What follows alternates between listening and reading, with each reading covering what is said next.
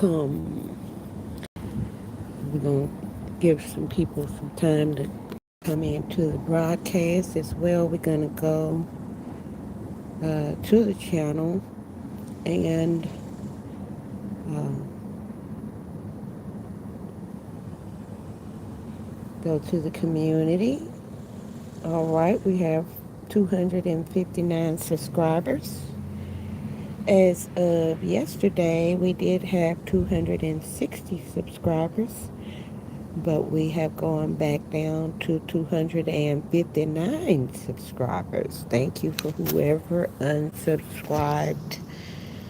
Uh, because why would I be thanking you for unsubscribing? I'll tell you why. Because we have given sufficient notice that to properly participate in the offerings and the benefit of this channel, you would need to subscribe in a intelligible name, okay? And so the people who were subscribed under their troll names or their snoop accounts may eventually get the message and understand enough to know that they need to unsubscribe and that it would not be beneficial for them to remain subscribed under that particular name. And so we thank you, whoever unsubscribed. We want to appreciate those who are subscribed in an intelligible name. Thank you. Okay, we're going to go ahead and get started. I'm going to give a little bit of prelude to what we are demonstrating in this particular broadcast. Um, on yesterday we had a broadcast demonstration of the procedure to file a claim in the federal court systems, and it was a general step-by-step explanation of how you can access the federal district courts or whatever they call them, and they have uh, forms and information available for pro se's as well as attorneys.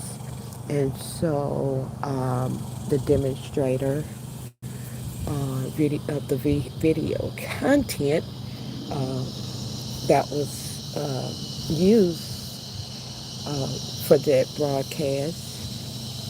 In that, we discuss the process of actually filing the claim. And we only mentioned that there are some procedural efforts and due diligence that may be performed prior to filing a claim. Okay? And the reason why I stopped the video and made it clear that these procedures before you make your claim is vital is because essentially, even if you have your claim drafted correctly and have all your arguments together, and perhaps some attorneys are weighing on the fact that they know their stuff as far as arguing their facts, and or either there's persuasive technique that they employ as far as having relationships with the judges that may in some part be biased to rule in their favor, regardless of the fact that they have all their ducks in a row. Okay. Now, An attorney may very well have established a relationship with the judge uh, that they may utilize to their benefit. However, many times uh, in an in and on an appeal, that fact may be used against them. Um, if the judge has ruled in their favor more than once, that is precedented evidence that there may be some bias. Some people may, that is, okay, a lawyer may, or someone that's just savvy enough in law, uh, may present that as prejudice against, it may cause some prejudice against their client. In other words, you're up the creek without a paddle if the judge is already leaning towards your opponent's uh, view of the facts. Perhaps it has nothing to do with the view of the facts. If it has nothing to do with the presentation of the facts, then you can um, prove, easily prove on appeal that there may be some favoritism involved.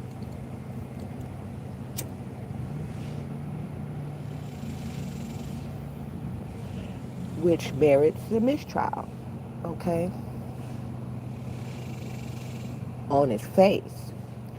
And so, basically, without even saying that, uh, the appellant's attorney, um, which, by the way, he's well represented, well represented.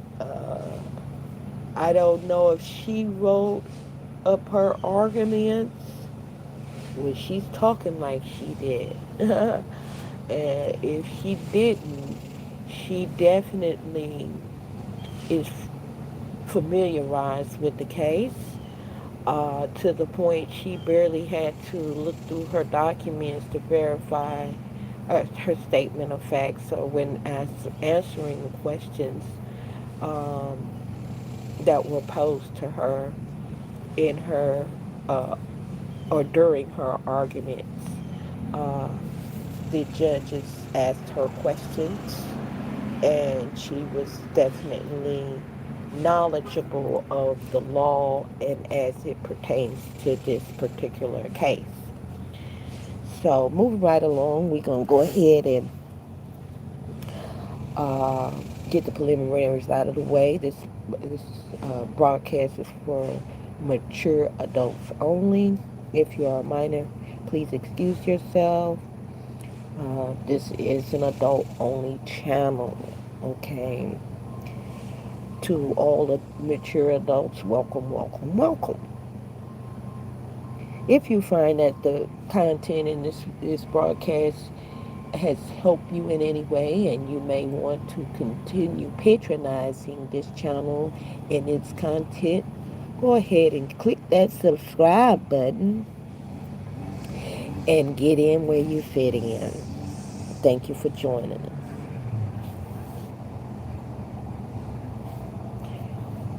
We will proceed with the demonstration at this time. I've already given a prelude of what you will be, or we will be watching. So let's get it. In a Rule 60.02.3 motion, appellate courts apply a de novo standard of review with no presumption of correctness as to questions of law. Factual findings are also reviewed de novo, but with a presumption of correctness. A judgment is void when the default judgment on its face and the proceedings from which it emanates shows by clear and convincing evidence that the judgment lacks personal jurisdiction. Because appellee did not personally serve Mr. Spears with the process, the question before this court is whether the trial court correctly held that it established personal jurisdiction over Mr. Spears through service by publication. To answer this inquiry, the court must first ask two underlying questions. First, whether the appellee complied meticulously with the strictly construed statute Tennessee Code Annotated 21-1203. And second, whether notice published in Knox Focus was reasonably calculated to provide Mr. Spears with notice of appellee's suit against him. One second. All right. She's talking fast because she understands that she doesn't have much time. I believe they're only given 10 minutes for their oral arguments and 5 on rebuttal. So a total of 15 minutes is all you have to state your case before an appellate court. And I believe that the reason people whether it's pro se or counsel, the reason that they only give you a little bit of time for oral arguments in these type of cases, which is an appeal of a lower court judgment, is because they require that prior to the filing that you provide a brief. And brief may sound like something short and sweet, but a brief can be as long as 5 pages, if necessary, to state the facts of the case and incorporate whatever facts need be to establish your reason for the appeal. And you may have more than one reason for the appeal. In this case, it seems that this particular attorney has one specific point she's relying upon, and the reason that she's relying upon this one particular point is because it matters in as far as preliminary steps are concerned. So in that regard, it is important that she stick to the point. And so that's what she's doing. She's sticking to the point that first things first. That's basically what she's saying. First things first. We can't even go on to proceed with whether the factual basis of the judgment that was made based upon factual evidence presented if the party was not served properly. And that's as she stated, that's a strictly construed policy, rule, or procedure, okay? For the very reason that due process is essential to defense. Due process is essential to defense because you need to be on notice that you're being sued, okay, in your personal capacity. And the appellee, as you will see as we continue the presentation, that he did not effectuate preponderance of evidence to show forth that he did follow precedent. Precedent meaning this is how it's been done, all right? This is how it's normally done. This is how cases are confirmed that proceeded beyond notice, okay? In other words, or in spite of a notice being affirmed, okay? So sometimes people will be like, they didn't send me notice. I didn't get any notice. And once you've made the claim that you did not receive notice, uh, then the case is void or voidable.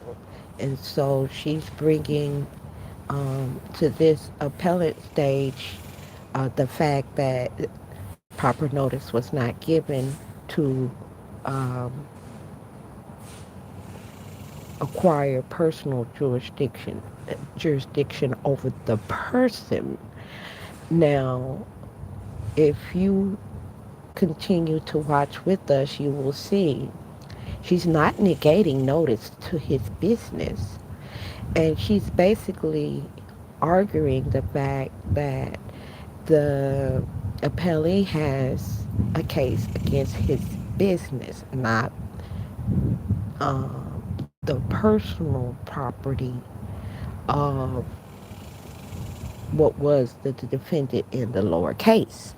I mean, in lower court. Um, Her client was a defendant, okay? And I've said this many times, and I'll say this again. When you are the appellant, um, the person that's um, appealing the case, I may be saying it wrong, appellant, appellee, um, when you're the person that's taking the case on appeal, um, it flips, the positions flip. If you were the defendant, you become the defendant. You have to defend um, your position of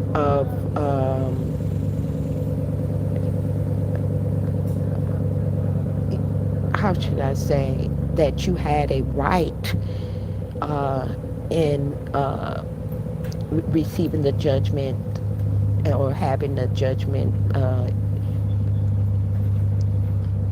or having a prevailing judgment, all right, okay, in your favor. So people need to know that if you win a case, that's not the last say so when the case is brought before a lower court. The opposing party, it could be a plaintiff against you and you're the defendant and you prevailed in that case. Please know that plaintiff in that case in the lower courts has a right to appeal the decision of the lower courts. And in that appeal, um, if they were the plaintiff and they did not prevail, they may bring it to the attention of the appeal court that the lower courts made an error in their decision. And so the positions don't change in that regard if you were the plaintiff and you lost and you want to appeal that decision. But in any case, when you are the person bringing the appeal, that filed the appeal, you are the I say in the position of the plaintiff, the one that's complaining or bringing to light an error of the lower court's decision. Okay, so that is what she's attempting to do in her arguments to cite what the rules are, and she's making it clear to the court that those rules are strictly construed strictly, not constrictly, they are strictly construed to say that this is what you must do. And so she's letting them know there's no leeway for discretionary decisions on that. And that the the court, the judge in the lower court, or magistrate, or whatever you want to call them, they did not follow the strict compliance of that rule. All right, compliance means you followed the rules. Okay, you abided by the rules, and so you wouldn't go in the appeal court saying they didn't follow the rules. That was unfair what they did. You would need to first point out what the rules are, and then you may proceed to argue that or contend with the facts related to your case to prove that they did not follow the rules. And so that is what she is laying the foundation for her to argue on behalf of her client. And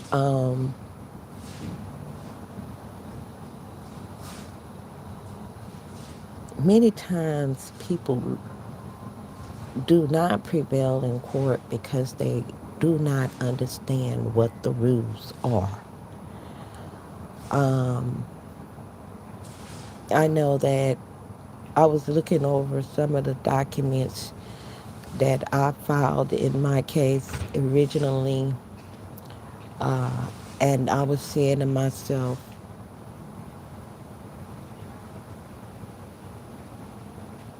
what possessed me to write this or say this or write this in this way on this document? And the answer to that is I didn't know. I did not know. Now, when a opposing attorney begins to speak on his own behalf concerning what his steps were as far as serving notice, he's going to admit to the court that he didn't know what to do. He didn't know what to do. And I could feel his pain. The only problem with that is as I was stating on yesterday, the reason I do not necessarily recommend licensed legal counsel is because they may not know what to do. And this is evidence of that fact. Okay, this is more evidence of that fact that he simply may not prevail in this case because he did not follow the rules. And he's making his argument of, what do you call that, excusable neglect, or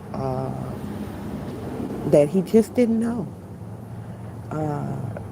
of any other way to go about acquiring the correct and current address of the defendant. He was a defendant in the lower court, so he didn't know how to serve or where to serve the defendant, and he proceeded with his case in spite of the fact, instead of alerting the court that he was having some issues with that and perhaps severing the case. And perhaps maybe he had to file them both at the same time, and he needed more time to perform a proper process, proper process of serving the notice, okay, and to alert the court that the defendant was being evasive and elusive concerning his address. Perhaps he could have gotten a subpoena. I don't know. And neither did the attorney. But for me, I think I would have gone as far as hiring a private investigator. Many times, private investigators can do a skip trace and all that type of stuff to find you, and they will find you. And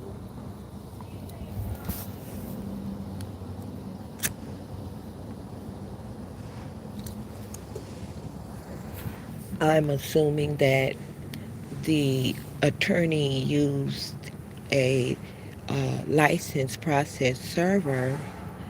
However, I think process servers need to be sort of more on a private investigator type of level. They need to be very fervent in finding the person and serving them, okay? And in their efforts to serve, they need to understand that each time they make an attempt to serve, that it needs to be documented, well documented. In this case, this attorney that's representing her client, she stated that even the address that they served was not even known to be the address of the defendant. So I don't know why they did that. That was ridiculous. You can't just serve at any address, and why would they even attempt to serve at, why would you even pay someone to serve an address that isn't even the known address of the person? Now, he did express that by reasonable calculation, if a person has a business, that they're required to list an agent of that business, and that the defendant had listed himself as the registered agent. And when those documents are filled out with the Secretary of State, the person is required to list their principal address and then their mailing address, okay? And not required, but that's part of the process. And so, by reasonable calculation, he assumed that the address that was provided to the Secretary of State was his home address. However, the registered agent could be another business. Uh, so in that regard,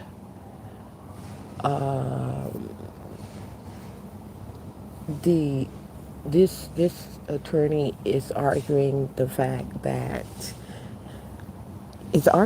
fact that you could not have relied upon the Secretary of State's information for a registered agent when that is still a professional capacity.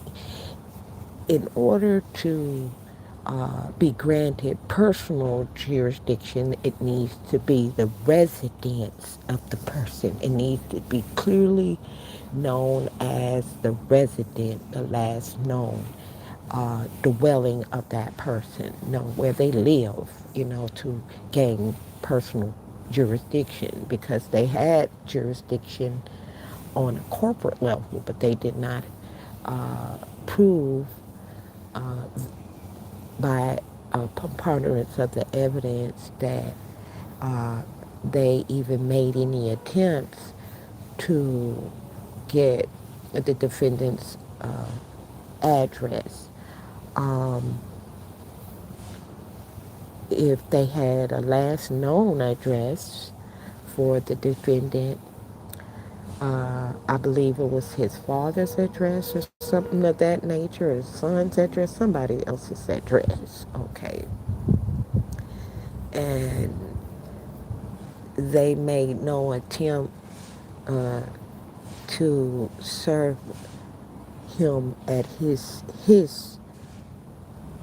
current address, and it was mainly because it wasn't available in the public.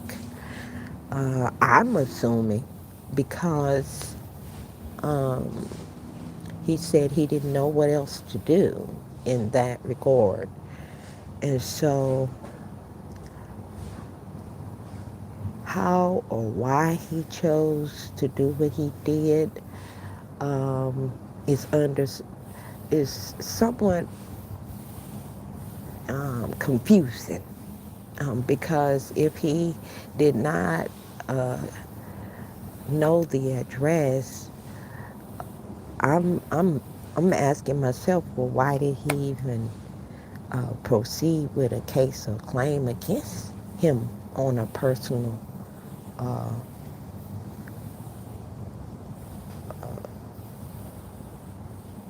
attempt to sue him personally, to make him personally liable for his actions.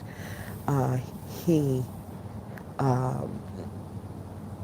made no attempt to find out his personal address.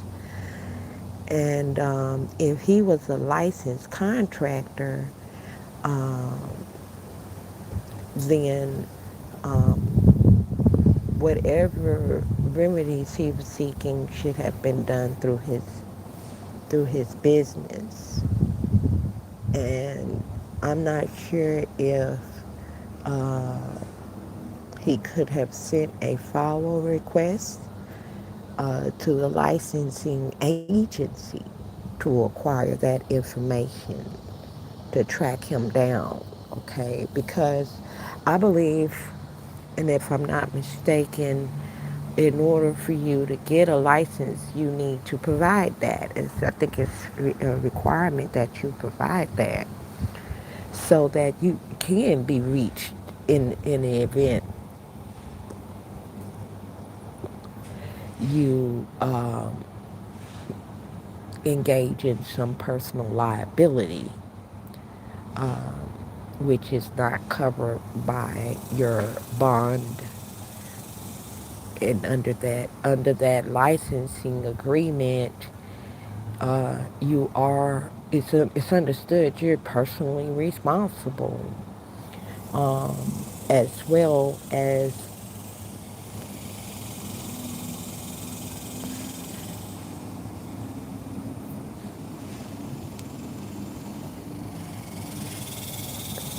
a corporate entity is responsible. For example, if you work at Walmart and you're an employee there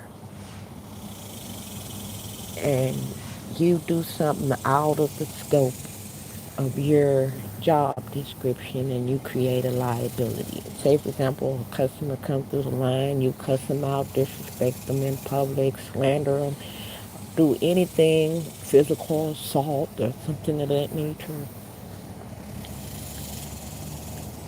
Walmart is responsible for employing someone of that deplorable moral standards,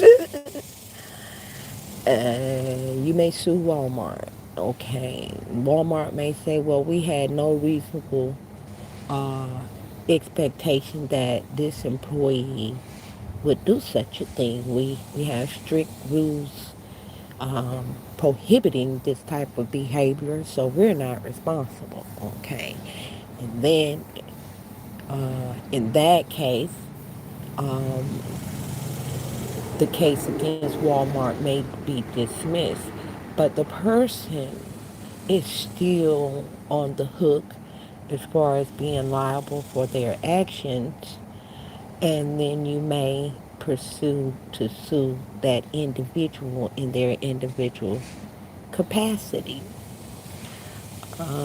Of course, a Walmart employee probably wouldn't have the finances to even for it to even be worth suing them in their personal capacity. It may or may not. You know, some people still own homes and other personal property that can be seized for the repayment of a debt. Um, they could have been a manager or a district manager, or something of that level of status where they have acquired some assets. The person could have had an inheritance that is due to them that can be garnished or what do they call that, seized for that purpose. So they could have the financial capacity to repay the debt in some way or another. Okay, so in that regard, the point being is that um, if in fact you have a case, a claim against that person in their personal capacity, there are rules to this, especially what I mean by rules is the federal rules of procedure are designed according to the common law. And common law rules says that you must give notice. That's what this whole broadcast is about, notice. You must give notice. Let the person know that they're being sued in their personal capacity. Um, and in that regard, if he did not serve notice that of an intent to sue, then surely no opportunity to cure was afforded to the defendant. And so it steps to this. As I commented on at the previous broadcast on yesterday, there are steps that must be followed, and she's making the point before the appellate court that is the law is strictly construed. Now, strictly construed or is means that there's no room for error.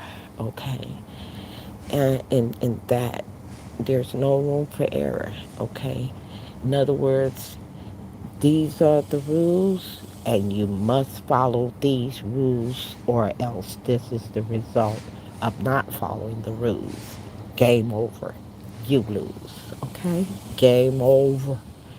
You lose. And so, basically, um, it's important to know what the rules are because many times attorneys don't follow the rules for whatever reason. Like I said, perhaps the judge was already ruling in their favor uh, in previous cases, and they just presented their case in hopes that he will continue to rule in their favor. Okay, and so he has run across a little hiccup in his little program he got going on, his little uh, how should I say, uh, his strategy.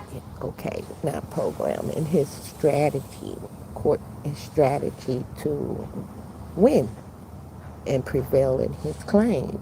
He has erred in assuming that uh, he was going to be able to prevail in this matter just strictly based on his relationship with the judge. Okay? He's not even wanting to concede that the judge may have made an error. And so that's a little humorous, but realistic. And he's not wanting to tick that judge off. He may have to go in front of him again. So he don't want to say the wrong thing, and it's being recorded, all of that. And so he's very careful not to speak against the judge. Okay, but back to her arguments, which are very well prepared before the court.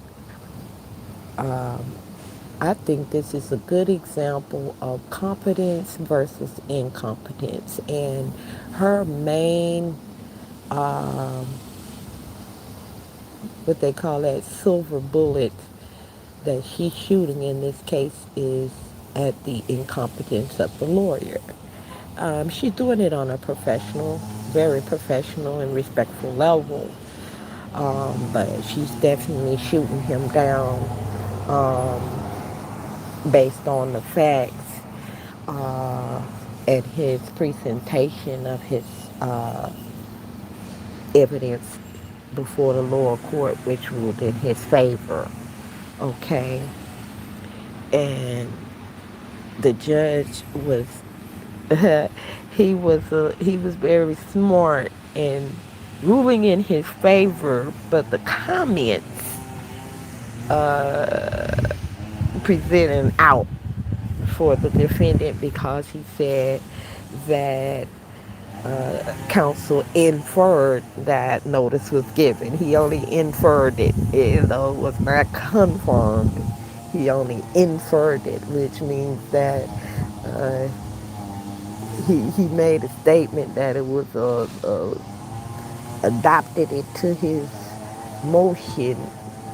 And so it was his understanding that he didn't need to affirm that by sworn affidavit of the process server, or even utilize the testimony or had the process server to come in to testify that he made the attempts. And I would even add to that fact by saying this: even if he had the process server to say, "Hey, I did make these attempts on this address," um,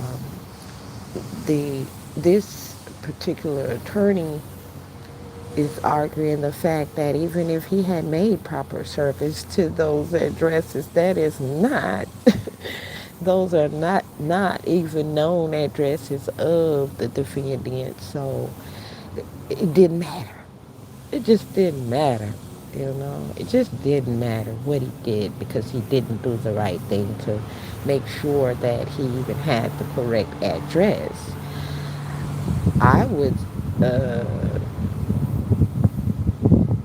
go so far as to say that he didn't make any attempts to acquire the correct, uh, I would say a proper attempt to acquire the actual address of the defendant.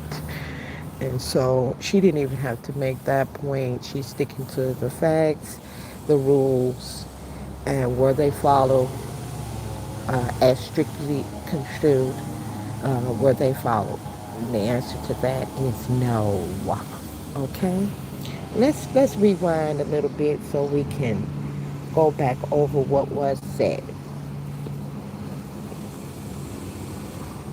In a Rule 60.02.3 motion, appellate courts apply a de novo standard of review with no presumption of correctness as to questions of law. Factual findings are also reviewed de novo, but with a presumption of correctness. A judgment is void when the default judgment on its face and the proceedings from which it emanates shows by clear and convincing evidence that the judgment lacks personal jurisdiction. Because appellee did not serve Mr. Spears with, personally serve Mr. Spears with the process, the question before this court is whether the trial court correctly held that it established personal jurisdiction over Mr. Spears through service by publication. To answer this inquiry, the court must first ask two underlying questions. First, whether the appellee complied meticulously with the strictly construed statute Tennessee Code Annotated 21-1-203. And second, whether notice published in Knox Focus was reasonably calculated to provide Mr. Spears with notice of appellee's suit against him. If the answer to either of these questions is no, then the trial court erred when it held that it established personal jurisdiction over Mr. Spears. Now, turning to our first question, which is whether appellee complied meticulously with Tennessee Code Annotated 21-1-203, and specifically subsection 203A5, which provides that a plaintiff wishing to dispense with personal service of process may do so when the residence of the defendant is unknown and cannot be ascertained upon a diligent inquiry. Does it matter that the plaintiff... Hold on. You see what she said? The rule says that can they proceed with the default judgment if the address was unknown,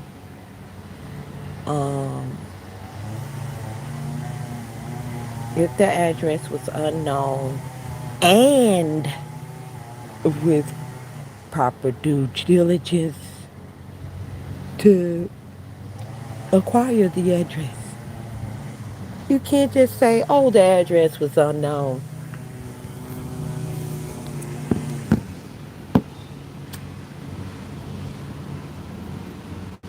As I previously stated, the address was unknown. Why did he proceed is the question. And not without making proper due diligence to even acquire the address. Moving right along. attempted to serve process at 3 or 4 different physical addresses? Yes, thank you, Your Honor. Regarding to the number of service, it is not as relevant as the fact that the attempts and the record of the attempts to serve or the decision on whether to serve at those addresses do not appear in either the verified complaint, the affidavit, or in the return. Okay. All right, thank you. Question about the affidavit. If I'm remembering correctly, there was a motion, the motion for public service by publication was filed, and it set forth the various attempts at service, correct? Yes, Your Honor, thank you. And then attached to that was the attorney's affidavit stating, to the best of my knowledge, everything contained in the motion is correct. Yes, Your Honor, that is correct in the record. Okay, tell me what was wrong with that. Sure, of course, Your Honor, my pleasure. Under Tennessee Code Annotated Section 203B, there is a very specific closed list of filings in which facts reflecting a diligent inquiry may appear, and those are the verified complaint, the separate affidavit, and by the return. And we would submit that because the facts are presented in the motion rather than the affidavit, that is not sufficient to support the dispensing with personal process of service of Mr. Spears. Now, if the facts could appear by the motion itself, then we would submit that there is no need for Section 203B. And it is strictly construed, meaning that is the list provided by the legislature and intended to be a closed list. So basically, you're saying if all of the facts that were contained in the motion were actually in the affidavit, that would be okay? I think that would answer half of the question, Your Honor, because with the facts presented in the motion here in this case are very similar to the affidavit that was provided by the plaintiffs in Adoption Place. And in this motion, we see very conclusory statements that reflect or that are similar to the affidavit submitted by plaintiffs in Adoption Place. So even if the facts could appear by the motion, we would submit that they are still not sufficient to dispense with personal service process under 21-1203 because they still do not reflect a diligent inquiry. It would just satisfy the meticulous compliance with the statute part. Yes, Your Honor. Okay. Well, weren't there attachments to the motion? Yes, Your Honor, there were attachments. These were communications between appellee and his private process server. One of the flaws that we believe exists in this record is that the knowledge comes from appellee's counsel rather than the the process server himself, as those exhibits. Please explain that to me. Are you saying that the attorney should have been out there to make these attempts himself or what? No, Your Honor, I believe the more appropriate approach would have been for the process server to provide his own knowledge and his own affidavit with his own personal knowledge to the facts set forth. Isn't he an agent? What was that, Your Honor? Isn't the process service an agent of the attorney? He is, Yes, Your but Honor. he was supposed to have given his That own. does not make a difference. Now you see how the judge is not even understanding, and she's having to explain to the judge. That's not understanding her legal explanation. She's telling the judge that the process server the attorney should have had the process server to provide an affidavit, a sworn affidavit of the attempts. And so maybe she should have just said that like that so that it wouldn't be any confusion, but I'm assuming that she probably didn't assume that the judge would be unknowledgeable to the facts to the degree that he didn't understand what she said. That the process server was supposed to submit an affidavit. Yes, he did comply to the meticulous requirements as far as providing an affidavit, but the affidavit was not provided by the correct person. That's the error. That the process server should have provided an affidavit. He should have had the process server to sign off on the affidavit. You know, make the process server make the factual statements of what he did to make the attempt. But she's going to also go on to argue the fact that the attempts, whether they be verified or not, the attempts were made on the wrong address, period. Moving right along.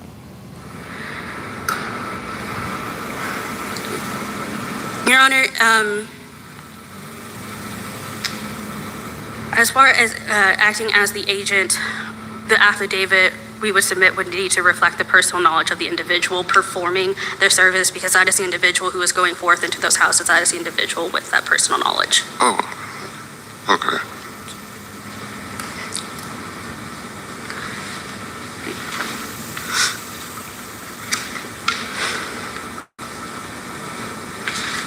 And Your Honor, as we submitted, we would argue that the motion itself does not reflect the diligent inquiry engaged in, and that even if it did, that it would be insufficient under Section 203B. Now, to be clear, Mr. Spears is not suggesting that appellee had to engage in heroic acts when serving Mr. Spears, but rather that appellee had to comply meticulously with Tennessee Code Annotated 21-203 as required by the Tennessee Supreme Court and Tennessee law regarding service. Now, appellee's suggestion otherwise is a red herring meant to validate the trial court's void judgments. And as the trial court acknowledged, the facts relating to appellee's alleged diligent inquiry were not before the trial court when the appellee moved for service by publication. Instead, the trial court inferred those facts based solely on appellee's motion and assumed that because appellee was moving for service by publication, that Mr. Spears' residence was unknown and could not be ascertained through a diligent inquiry.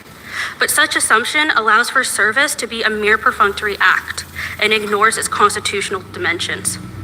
As made clear by the Tennessee Supreme Court in Turner versus Turner, the facts validating an otherwise void judgment must appear on the face of the default judgment or in the proceeding from which it emanates. Bad girl. Now, because the alleged facts demonstrating a diligent inquiry were never before the trial court prior to Mr. Spears' Rule 6002(3) motion, appellee cannot now use them to validate the trial court's void judgments. And now, Your Honors, I would like to turn to our second question, which is whether publishing notice in Knox Focus was reasonably calculated to provide Mr. Spears with notice of appellee's suit against him. Mr. Spears submits that it was not. Mr. Spears relies on this court's decision in Ebulemi versus Ono, which provides persuasive authority on the case at bar. In Ebulemi, the plaintiff made 19 service attempts on the defendant, Mr. Ono, at his usual place of abode in Davidson County. The plaintiff then moved for service by publication and elected to publish notice in the Clarksville Leaf Chronicle, a paper distributed primarily in Montgomery County. As clearly established by plaintiff's numerous service attempts, however, the defendant was not a resident of Montgomery County, a fact that the plaintiff knew when attempting to serve Mr. Ono by publication. So if they don't know what county they live in, where are they supposed to publish the notice? Yes, Your Honor.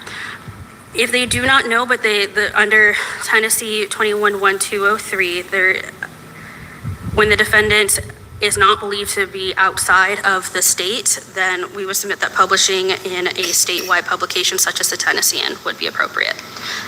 Here, the case with Ebulemi was that it was clear that the defendant did not reside in the county in which publication took place. In this case, it is clear by the record that Mr. Spears also did not reside in the area of primary circulation, which was Knox County. What would have placed him on notice that the defendant was not residing in Knox County or doing business in Knox County? Yes, Your Honor. A publication that was reasonably calculated to provide him with notice would have, under the statutes, under the rules of service, would have provided that notice, and that we submit should have come through the Tennessean or a statewide publication rather than a publication in an area where it was known that the resident did not reside, or that the defendant did not reside. When the parties entered into their contract initially, where was the defendant located, or where were his businesses located? Yes, Your Honor. As far as his location at all times relevant has been in the 2011 Big Ridge Road. I would have to go back and check the specific location. That was in Knox County. I do not recall if that is on the record of the specific residence at the time of the contract. As far as entering into the contract and where those took place, we would submit that under Rules 4 that it is irrelevant where the transaction took place or where the business was conducted, because an individual is not his entity. He is not an LLC, and there are very separate rules on how to serve an LLC or an entity versus an individual. Hey, bad girl. Now, I don't know if these judges are new, but they're asking some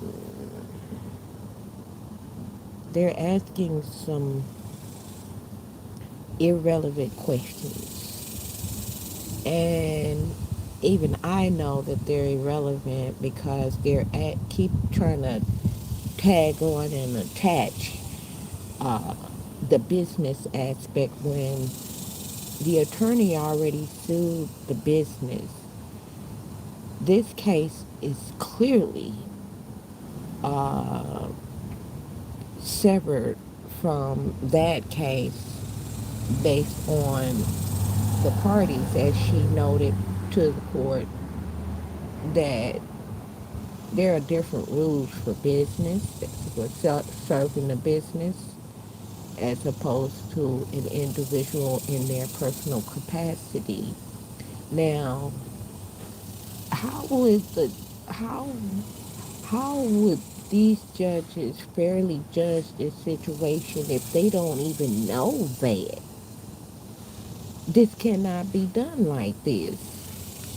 I mean, you would expect that the judges would already know that. Why would she even have to waste her little...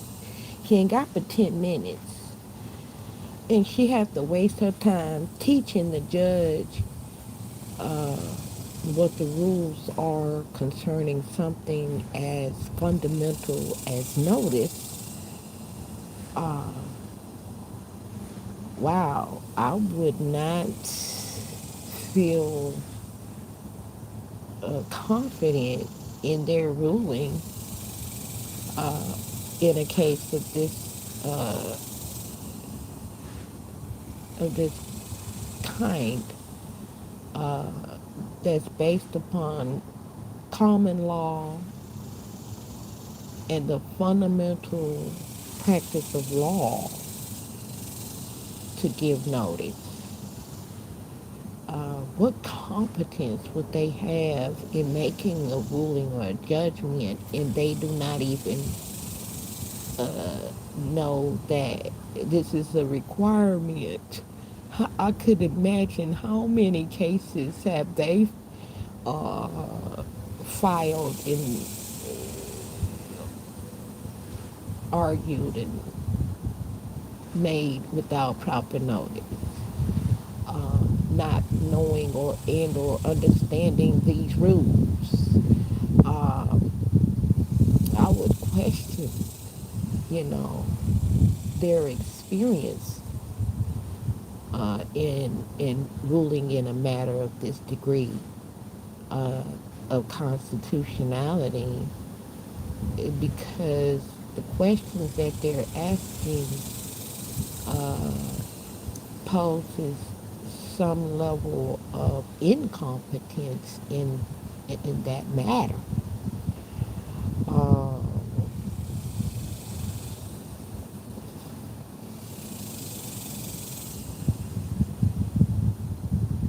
I would even go so far as to say that, to add, I'm questioning, did they even read the briefs? Or did you not understand the brief? I mean, I'm sure there are people in the audience who do not understand the language that she's using about, for example, meticulously construed, or uh, what other terminologies is she using, um, that they could not dispense with the notice. Dispense meaning um,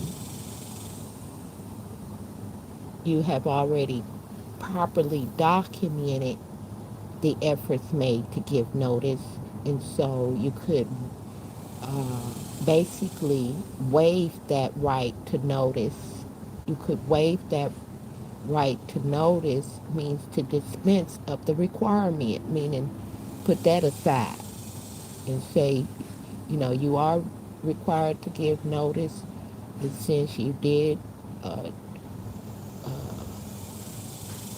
perform acts in attempt to get the address, then we can um, fair, uh, fairly rule on this matter in the defendant's absence of representation, because of the fact that the court's not responsible for you uh, not being able to be served. You haven't allowed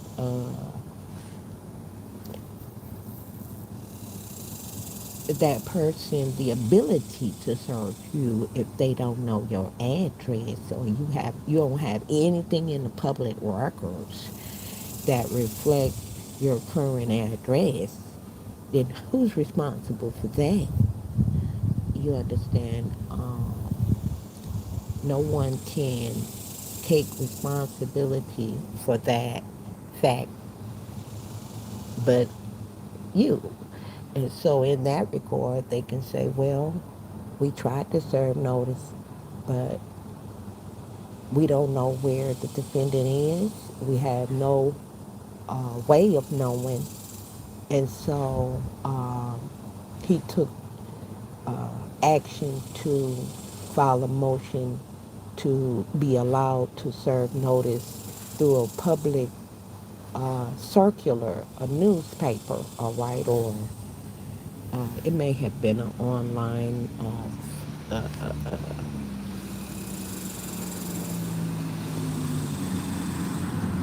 news publication. But the point is that I think the requirement is has to be written. So it's just like you can go in the papers and I mean you can get a newspaper and in that public newspaper you have obituaries and people post obituary in the obituaries who has passed so that all of their creditors will know that if they're wanting to get paid for an obligation, a lingering obligation, that they would need to file their claim in the court accordingly in a timely manner after that they receive notice in the obituary that the person has passed. Now, you may say, well, everybody don't read the papers. That's irrelevant. The point is, it was posted, all right? And that's where it's supposed to be posted, and that's where that type of information will be made available to you, okay? So it's important for you to know that this is how the process is done. And this is why they do it, because if you can't, for example, where in a county, if it's posted in a circular that's in the county where you reside,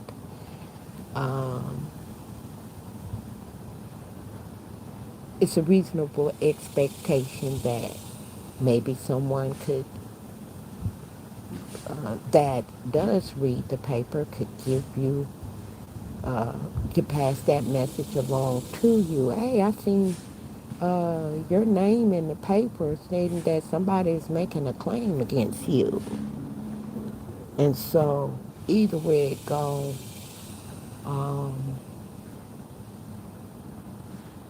whether you saw the notice or not, they may proceed in your absence. That's the rules. Those are the rules. Because people wonder all the time, how did they rule against me? I wasn't there to defend myself. And so I want to know, how did they have a right to rule against me? Well, if he had followed the proper procedure, that those are the rules, that they can enter a default judgment in your absence, okay? Your Honors, we find that Ebulemi is applicable to the case at bar and is very persuasive authority on this issue. Any argument that Ebulemi is inapplicable because the plaintiff knew Mr. Rono's residence prior to attempting service by publication, whereas here Mr. Spears' residence was unknown at the time of the service by publication, is unavailing. The appellate court in Ebulemi did not hold that service by publication in the Clarksville Leaf Chronicle was insufficient because the plaintiff knew where the defendant resided, but because it was clear that Mr. Ono made his home outside of the areas paper's normal circulation, i.e. it was clear that Mr. Ono made his home outside of Montgomery County. And the record at bar reflects that Mr. Spears also made his home outside of Knox County through the verified complaint, placing him in Anderson County. And in conclusion, Your Honors. At the time publication was requested, what was there present with the plaintiff that gave him knowledge that, clear knowledge that this party resided outside of Knox County? Yes, Your Honor. I noticed that my clock ran out of time. May I please answer your question and provide my concluding thought? Okay. Thank you, Your Honor. Your Honor, the record, within the record, we have the verified complaint, which places Mr. Spears' residence in Anderson County. There is also with the service on the April 28th order, which places his residence outside of Knox County at that Big Ridge Road address. And the only... But that was well after the fact, the April 28th. Yes, Your Honor. It's, we will submit that, excuse me, Your Honor, may I please answer the question? Yes. It is a part of the record that reflects his residence. Okay. Thank you. Thank you, Your Honors. Thank you. We'll hear from you again on rebuttal.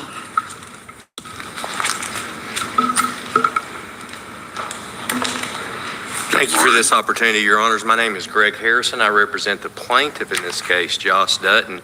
And just so I don't forget, if I could start out by drawing a distinction in the Ono case that counsel refers to. In Ono, they knew where the defendant lived.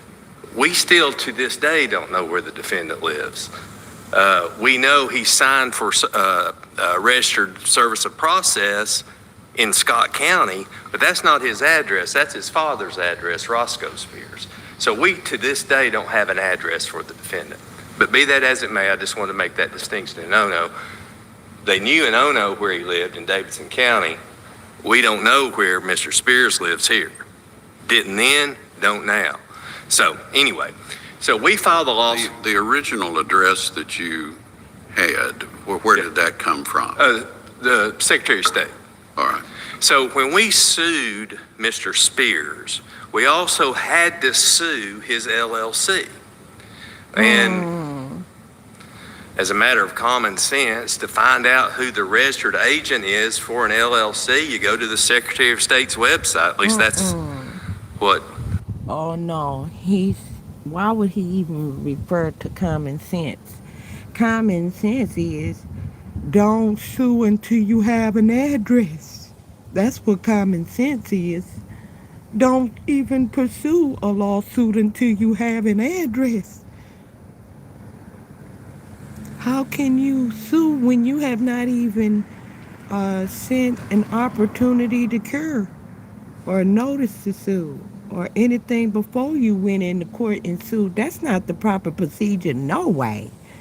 And so why would he even make a reference to common sense when that didn't make sense at all? Moving right along. I do. And when you go to the Secretary of State's website, the Secretary of State gives you who the registered agent is for service of process for that LLC, which it did. And we served the registered agent by certified mailing, and that was returned. That registered agent signed. We filed the lawsuit 10/18 of 24. The registered agent responded and signed the service on 10/27. So if you look at, and returned it to us. So we had service on the LLC, we still didn't have service on the individual. But if you look at the Secretary of State's website for the LLC, traditionally, historically, and almost every time, the registered agent or the Secretary of State's website provides a principal address and a business or a mailing address, principal address and mailing address. So through that, we got the address in Anderson County, Hendron Road in Clinton, and we got the inskipped address in Knoxville through that same source. So with that, because we don't know where he lives, we know the contract was entered into in Knox County, the home to be worked on was in Knox County, and the work that was kind of performed was in Knox County. So through the Secretary of State, we try to serve the Clinton address. We can't get service. Through the Secretary of State, we try to serve the NSCIP address. And we are informed through the process server's notes that he did live there, but he doesn't anymore. Okay. Then how did we find the Caryville address, the Campbell County address? Well, he provided us a certificate of liability insurance in dealing with my client. And we looked after the NSCIP and Clinton addresses were no good. We looked, and on that certificate of liability insurance, it provided a Caryville address.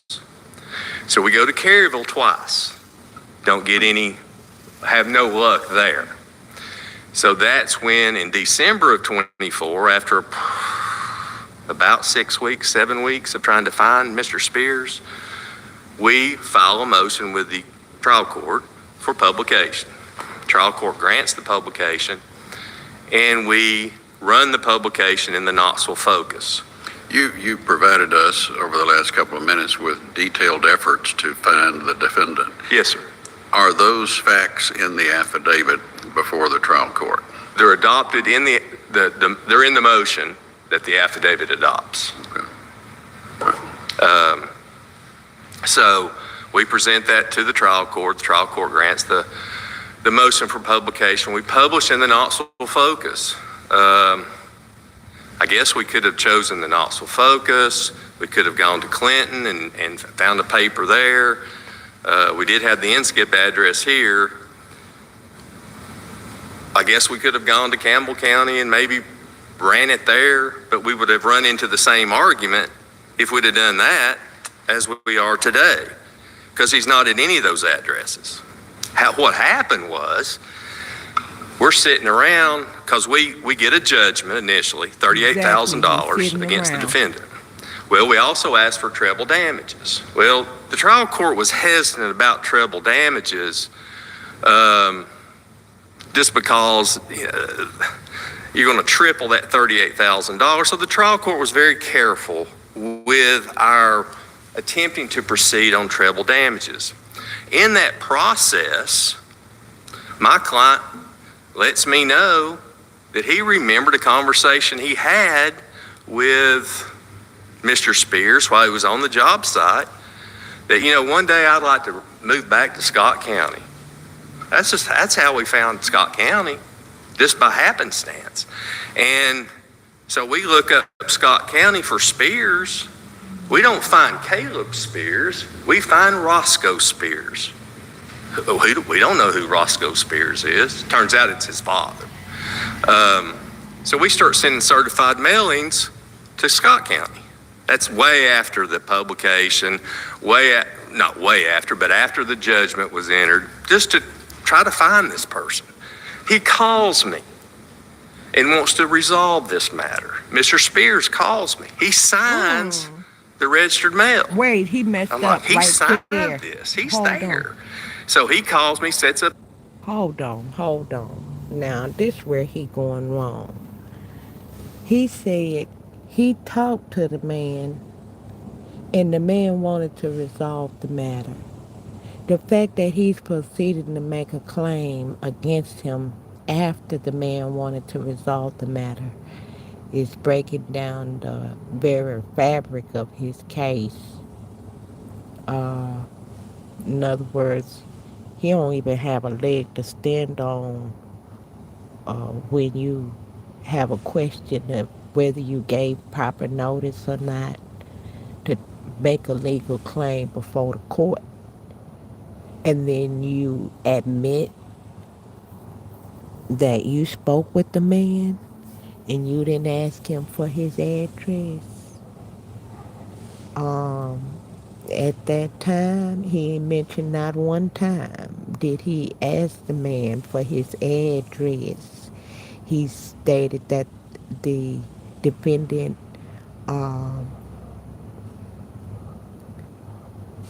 was making an offer to remedy the situation. That means You didn't want to accept that, so how then can the court go beyond that?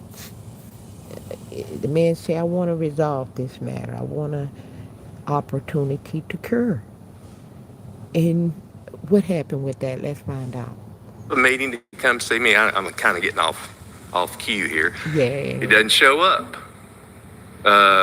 So then, when he didn't show up, we proceeded with the treble damages motion. That's And ridiculous. No, you can't do that. You cannot do that. He showed that he was willing to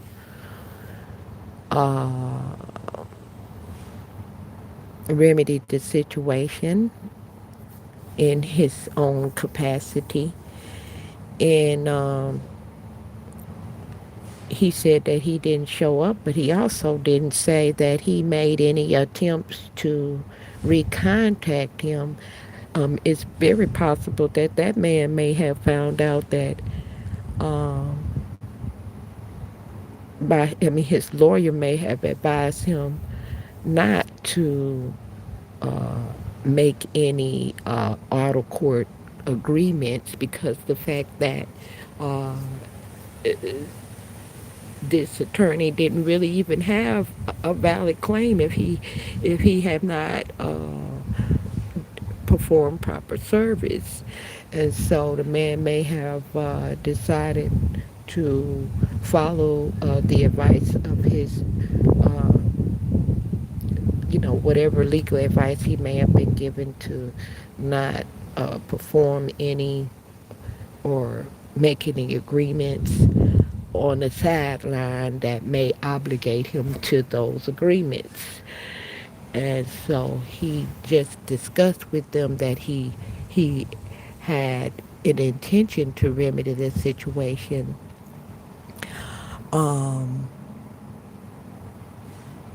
But later changed his mind. He have a right to change his mind. And also,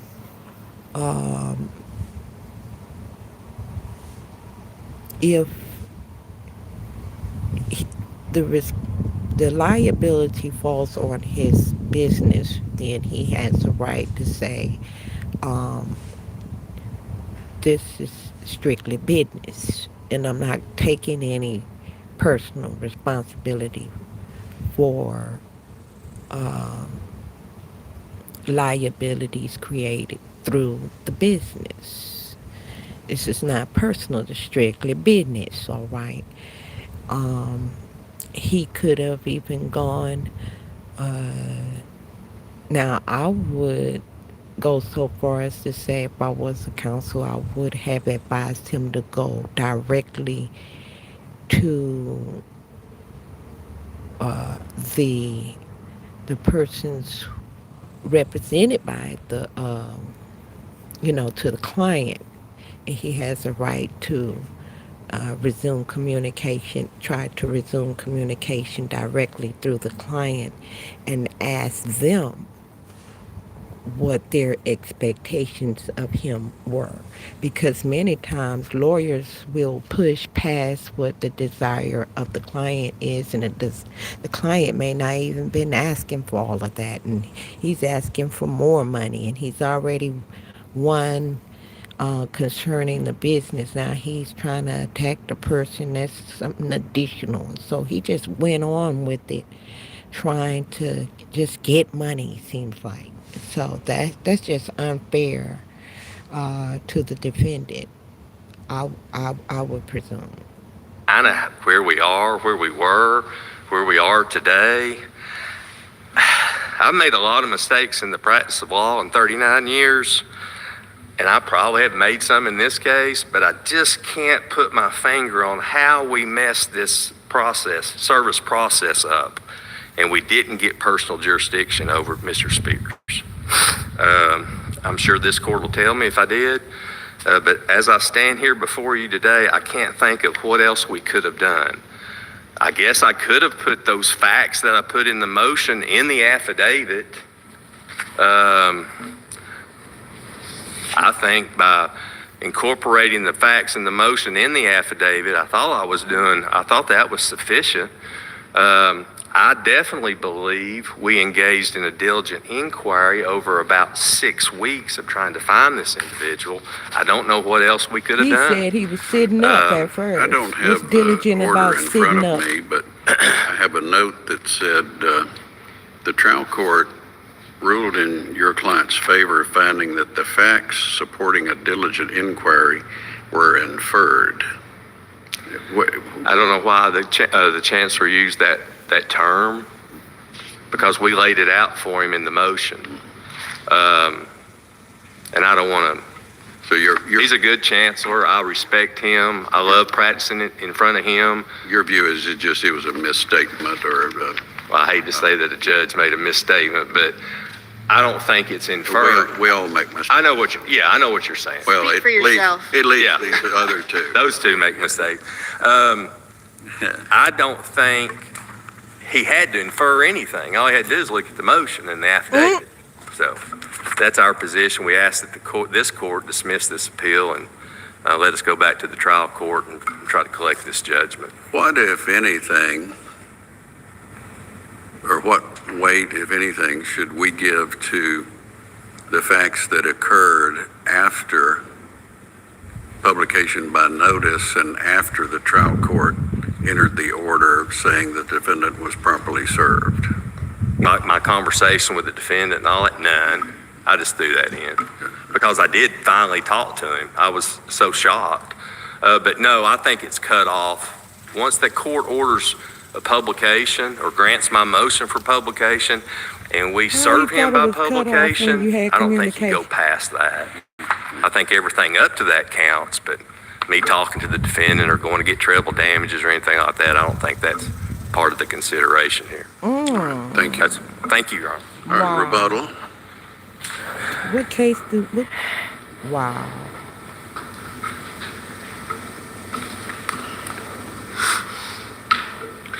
Your Honors, the facts regarding Appellee's search they of take you on that Mr. one Spears' mistake. residence and the search into the registered agent and the principal places of business, those were not before the trial court at the time of Mr. Spears' Rule 6203 motion or when Appellee moved for service by publication. Those facts did not appear in the motion. They do not appear in the affidavit or in the attachments. The motion itself merely states that the 4 service attempts were made, but that there are no records reflecting or facts reflecting how those addresses were ascertained or how those were found or why service was made at the 4 individual service attempts. I hear you saying that the facts were not before the court on the motion, but Mr. Harrison, in response to my question, I said, are these facts in the affidavit? He said, well, the affidavit incorporated the motion and they're in the motion.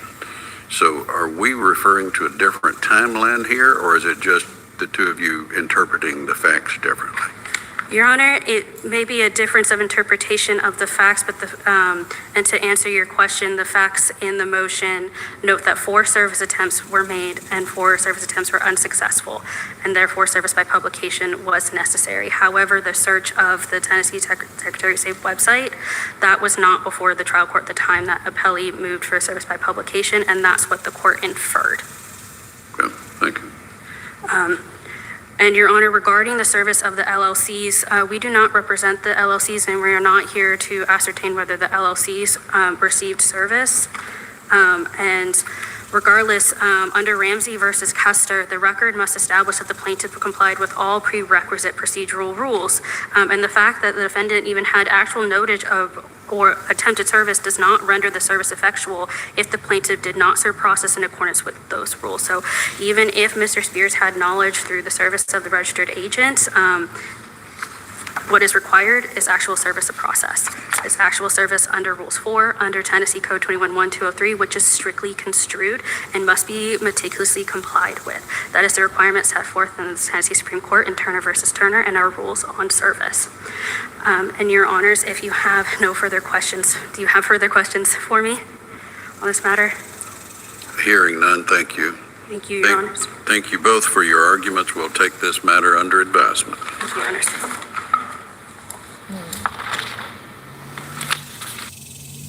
So that is the